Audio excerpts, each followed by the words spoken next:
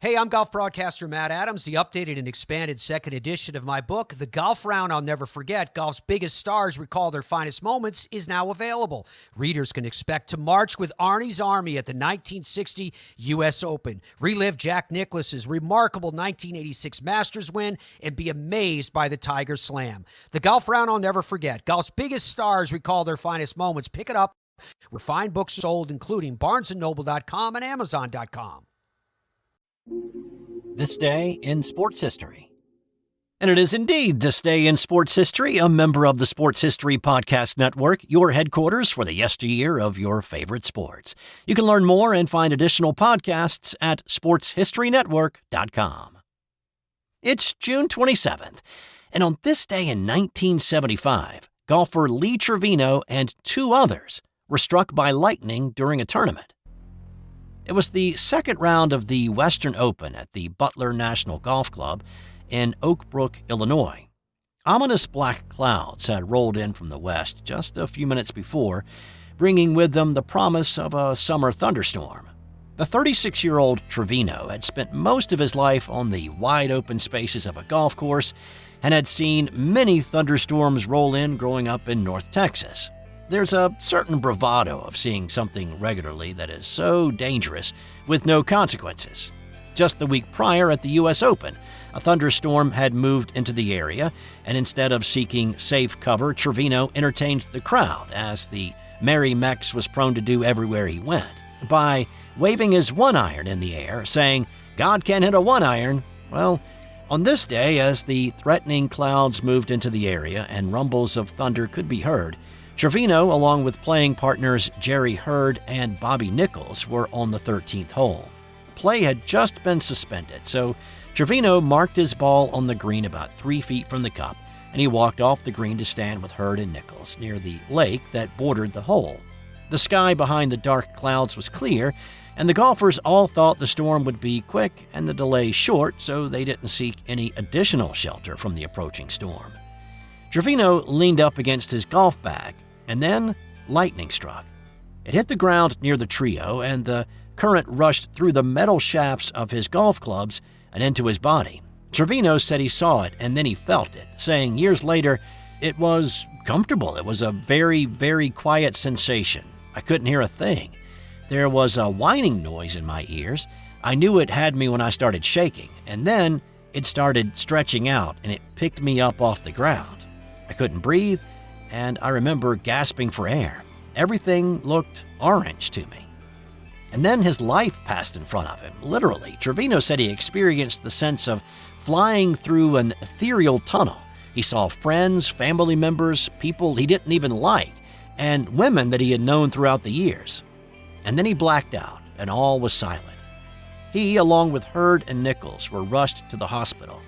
When the doctor took a look at the scorch marks on his shoulders, he told Trevino that he didn't know what to tell him, saying that any time that he had seen marks like that, the person had been in the morgue. The doc credited his strong heart for still being among the living. But rehab was not easy for Trevino. He had 2 back surgeries to repair a ruptured disc that had been damaged by the electrical shock. He eventually made it back to the golf course and the PGA Tour, but the lightning strike and the back surgeries affected his swing. He had to stand more upright, and his cut shot wasn't as responsive as he wanted it to be. Now, Jerry Hurd also had a ruptured disc caused by the lightning strike, but his surgery and rehab did not go well for him, and his career ended on this day. Bobby Nichols, who had 12 PGA Tour wins, including a win at the PGA Championship in 1964, did not suffer any lingering issues and returned to the tour soon after. He did not win another tournament, though, until 1989, when he won a senior tour event. I'll come back to golf in a few minutes, but on this day in 1972, Bobby Hull signed a contract to play with the Winnipeg Jets in the newly formed World Hockey Association. Hull had spent the previous 15 years with the Chicago Blackhawks and was coming off of a 50-goal season at the end of his contract. Hoping to make a splash with a big-name NHL player to jump leagues, the Jets offered Hull a $1 million multi-year contract to play, $100,000 to coach when he retired, and a $1 million signing bonus. When he heard the offer for the first time, he thought the Jets were kidding. That kind of money was unheard of at the time. After he was convinced by his agent that the Jets were serious, well, he signed. Outside of the money, which was the biggest factor in joining a fledgling league, another reason he decided to play with Winnipeg in the WHA was the league's willingness to adjust the rules. Hull loved a curved stick blade. The curvier, the better. It helps control and also helps to lift the puck off the ice. Hull pushed the envelope with league officials to allow more curve to the blade than the NHL's strict policy. They acquiesced to a point that made his deal even sweeter. But it did have consequences. He was intentionally left off Team Canada that year for the upcoming Summit Series with Russia, as were several other deserving players who had also gone to play for teams in the WHA. Hull played 8 years with Winnipeg, 7 of those in the WHA, and then for 1 when the league merged with the NHL in 1979. He scored at least 50 goals in his first 4 seasons, including a league-leading 77 in 1975. In 1988, it was Iron Mike Tyson knocking out Michael Spinks just 1 minute and 31 seconds into the fight. This was the once-and-for-all fight held in Atlantic City. Tyson held the WBC, the WBA, and the IBF title, and was considered to be the undisputed champ, the first since Michael's brother Leon won it in 1978.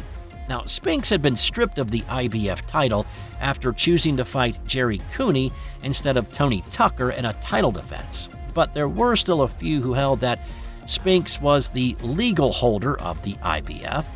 This fight would firmly unify all the titles. Tyson was undefeated at 34-0, with 30 coming by knockout. Spinks was 10 years older, and he had spent the early part of his career as a light heavyweight. He entered the fight at 31-0 with 21 by knockout.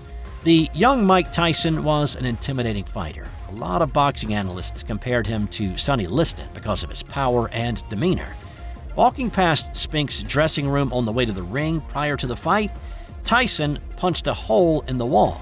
The shot was heard and felt by those inside of Spinks' dressing room, and it was just one more piece of intimidation directed at Spinks. From the bell, Tyson was on the attack, and it was only a matter of seconds before he had him on the ropes, both literally and figuratively. A left hook and then a body shot brought Spinks to a knee. A quick count and back to his feet, but Tyson moved in for the kill.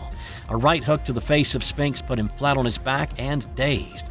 The fight was over after only 91 seconds. It was the 4th fastest knockout in a heavyweight title fight at that point. For his 1 minute and 31 seconds in the ring, Tyson earned a $22 million payday. On this day in 2010, golfer Bubba Watson won his first PGA Tour event. This was at the Travelers Championship in Connecticut. Watson outdueled veterans Corey Pavin and Scott Verplank in a playoff to do it. Watson was overcome with emotion after the win, saying that he cried at just about everything. His wife had survived a cancer scare the year before, and his dad was battling cancer at this point. All of that emotion came gushing forth in his post-tournament interview. It was a moment that endeared Bubba to the golfing world and would eventually lead to his popular Masters win in 2012 and again at Augusta in 2014. And in 2004, it was a great day for the golfing Stadler family. PGA Tour veteran and dad Craig, aka the Walrus, won the Champions Tour Bank of America Championship event in Massachusetts. He then was able to watch his son Kevin on television win his first nationwide tour event in Findlay Lake, New York. And time now for today's non-sports Did You Know? Here's an entrepreneurial pivot for you. Listerine was invented in 1879 to clean surgical instruments. That's all for today. I'll have more tomorrow on This Day in Sports History. This Dish is a proud member of the Sports History Podcast Network, your headquarters for the yesteryear of your favorite sports. Learn more and find additional podcasts at sportshistorynetwork.com. One of those you'll find is When Football Was Football, hosted by Joe Ziemba. There's a new episode out now, and you can check that out wherever you listen to podcasts. This has been an original Thrive Suite production. Hey there, sports history fan. This is Arnie Chapman, a.k.a. the Football History Dude, and I hope that you enjoyed this recent episode presented by the Sports History Network and were able to learn some good old-fashioned sports history knowledge nuggets. I started the Sports History Network back in 2020 with the mission to help podcasters find a community of like-minded sports history nerds, as well as helping aspiring podcasters to start their own shows. We have a little bit over 30 shows on the network right now covering all sorts of sports history, but as far as I'm concerned, we're just at the toothpick in the ocean moment, that can't even figure it out because there's so much more coming. We wanted to create the ultimate headquarters for sports yesteryear, starting with Podcast Network and our website, but we're going to continue to move into other mediums as well. And here's the cool part, because we want you to be part of our team. So if you're interested in starting your own podcast, or maybe being a guest on one of our shows, or who knows, maybe even writing an article for us over on the website. Seriously, all you gotta do is reach out to us on the contact page over at sportshistorynetwork.com. You can be as technologically savvy as a Neanderthal tapping on a stone trying to figure out this whole hieroglyphics thing back in the day. Again, it doesn't matter, because even if you don't understand the whole podcast space, we have a production team that can pretty much help you out with doing everything. All you gotta do, head over to sportshistorynetwork.com, head to the contact page, fill it out. That message goes right to me, and I'll reach out to you as soon as I can. But for now, dude, I'm through if you're through.